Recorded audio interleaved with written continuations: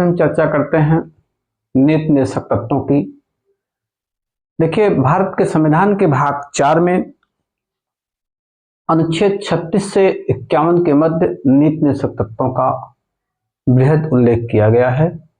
हम आपको बताना चाहेंगे कि भारत के संविधान के अलावा आयरलैंड के संविधान मात्र विश्व के 2 देशों के संविधानों में नीति निषेधक तत्वों का उल्लेख है, बाकी और कहीं नहीं है। देखिए, ये नीति निषेधक तत्व की संकल्पना जो पहले कहां से आई, भारत शासन अधिनियम 1935 में पहली बार नीति निषेधक तत्वों की संकल्पना अंग्रेजों ने की थी और इसका नाम था अनुदेश पत्र, जो बाद में 1947 में आजादी के बाद जो भारत में संविधान बना उसमें उसको नीति निषेधक तत्व कहा गया। यानी 1935 में जिसे अनुदेश पत्र कहा गया था, वही बाद में जाकर नीति निषेधक तत्व बन गया। देखिए, इसकी आवश्यकता के पीछे चर्चा हो थोड़ा सा। नीति निषेधक तत्वों को सरकार का पथ प्रदर्शक कहा जाता है। यह संविधान निर्माण में नीति निषेधक तत्वों को का प्रयोग किया जाता है। कुल मिलाकर सरकार के लिए यह एक बैंक के समान होता है। जब जहां सरकार को आवश्यकता पड़ती है, वह नीति निषेधक तत्वों से मार्गदर्शक के रूप में उपयोग में ला लेता है और इसके तहत भारत में कल्याणकारी राज्य की स्थापना की भी वचनबद्धता दोहराई गई। और एक जो सबसे स्टैंडर्ड क्लास की बात है वो यह है कि नीति निषेधक तत्वों को एक तरह से रिजर्व कोटे में रखा गया है। यह संसद द्वारा विधि निर्माण के समय में उपयोग में लाए जाने वाला एक सिद्धांत है, तत्व है। देखिए, हम थोड़ा सा इसके अनुच्छेदों की चर्चा करेंगे, उसके बाद आगे अपनी बात को रखा जाएगा।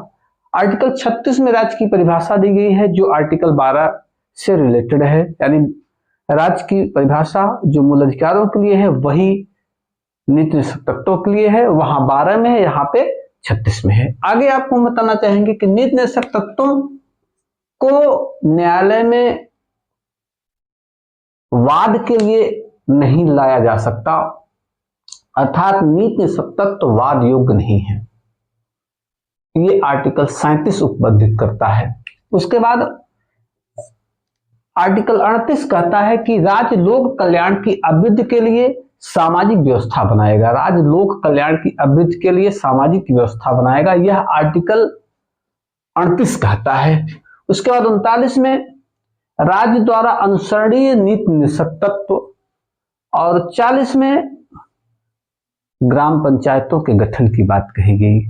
यानी राज्य ग्राम पंचायत, यदि आपको बताना चाहें, बाद में 73वें संविधान 74वें संविधान संशोधन द्वारा ग्राम पंचायतों का गठन भी किया गया।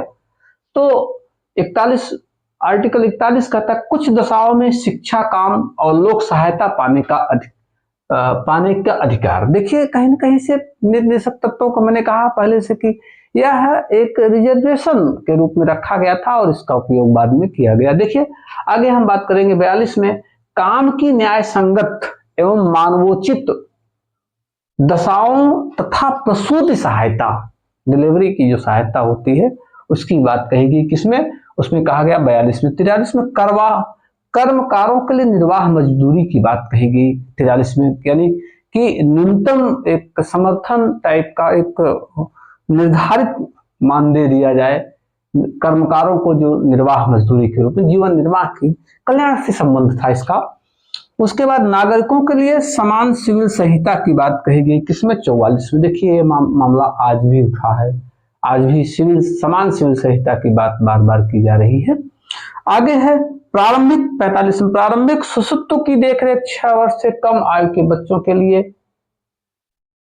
भोजन, उसके लिए तमाम तरह के पौष्टिक कुपोषण का शिकार न हो, ये तमाम बातें आर्टिकल 45 निर्धारित करता है। 6 वर्ष से कम आयु के बच्चों के लिए शिशुत्व की देखभाल की बात करता है।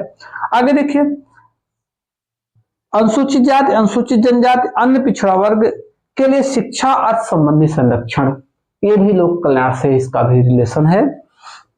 उसके बाद पोषाहार स्तर और जीवन स्तर के सुधार का प्रयास करना, लोक कल्याण का भी यहाँ भी मैटर सामने आया है। और कृषि एवं पशुपालन का संगठन वो 48 के अंतर्गत, और 49 में राष्ट्रीय महत्व के स्मारकों और वस्तुओं का संरक्षण, ये 49 में। और हम आपको बताना चाहेंगे कि 50 में कार्यपालिका को न्यायपालिका से पृथककरण करने की बात कही गई। आर्टिकल 50 में कार्यपालिका से न्यायपालिका को पृथककरण करने की बात कही गई।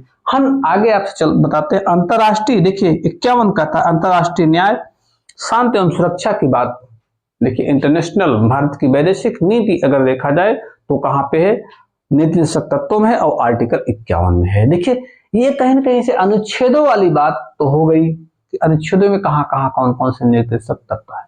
हम आगे थोड़ा सा विचार करते हैं निर्देशक तत्वों के वर्गीकरण। देखिए निर्देशक तत्वों का वर्गीकरण थोड़ा सा किया गया, वो कि कैसे किया गया। आर्थिक न्याय संबंधी निर्देशक तत्व 39, 38, सामाजिक सुरक्षा संबंधी निर्देशक तत्व आर्टिकल 41, 42, 43, 45, 46, 47 में, और समाज कल्याण संबंधी निर्देशक तत्व इसको जो है कहाँ पे 40, 44, 48 और 49, 50, 51 में। ये 3 तरह का वर्गीकरण किया गया निर्देशक तत्वों में। पहला वर्गीकरण किया गया किसमें, आर्थिक संबंधी निर्देशक तत्व, दूसरा सामाजिक सुरक्षा संबंधी निर्देशक तत्व, तीसरा समाज कल्याण संबंधी निर्देशक तत्व। ये 3 तरह का क्लासिफिकेशन, 3 तरह का वर्गीकरण निर्देशक तत्वों में किया गया। देखिए हम आपसे और बात करना चाहेंगे कि बाद में देखिए मूल संविधान की बात कुछ और थी, लेकिन विभिन्न संविधान संशोधनों द्वारा कुछ निर्देशक तत्व जोड़े गए, उन पर भी चर्चा हो जाए थोड़ा सा। देखिए 42वें संविधान संशोधन 1976 में, 42वें संविधान संशोधन 1976 में अनुच्छेद 39 का अनुच्छेद 39 के उपखंड च में बालकों के स्वास्थ्य के अवसर की बात कही गई, एवं सुविधाओं और नैतिकता की बात कही गई किसमें, 39 च में। देखिए 39 का में समान एवं निःशुल्क विधिक सहायता की बात कही गई, 39 का में समान निःशुल्क विधिक सहायता की बात कही गई, और अनुच्छेद 43 का में उद्योगों के प्रबंधन में कर्मकारों के भाग लेने की बात कही गई। और लास्ट में हम आपको बताना चाहेंगे 48 जो बहुत इंपॉर्टेंट है, बहुत सारे प्रश्न यहाँ से पूछते हैं। 48 का में पर्यावरण संरक्षण, वन तथा वन्य जीवों के संरक्षण की बात कही गई। इस बात को एक बार और रिपीट कर लीजिएगा, 48 का में पर्यावरण, वन जीव, वन्य संरक्षण अधिनियम की बात कही गई, और जो 42वें संविधान संशोधन द्वारा जोड़ा गया निर्देशक तत्वों में। आगे 44वें संविधान संशोधन 1978 में 38 का आय, राज्य आय की असमानता को कम करेगा, सुविधाओं की असमानता को भी राज्य कम करेगा। ये कहाँ पे है, ये है आर्टिकल 38 ख में, जो 44वें संविधान संशोधन द्वारा उपबंधित किया गया, जोड़ा गया। देखिए 86वें संविधान संशोधन 2001 में आर्टिकल 45 में 6 वर्ष से कम आयु के बालकों की देखरेख तथा निःशुल्क शिक्षा की प्रावधान किया गया। देखिए आगे आपको बताएं 97वां संविधान संशोधन 2011 में 43 का सहकारी समितियों के संगठन की बात कहेगी। देखिए ये कहीं ना कहीं से निर्देशक तत्वों पर एक संक्षिप्त क्लास थी। इसमें जो है आपको आर्टिकल्स पर विशेष ध्यान देने होंगे जहां से ज्यादा प्रश्न उठते हैं, और स्रोत और उसके बाद भाग, इन सब हमने आपसे संक्षिप्त रूप से चर्चा की। जय साथियों।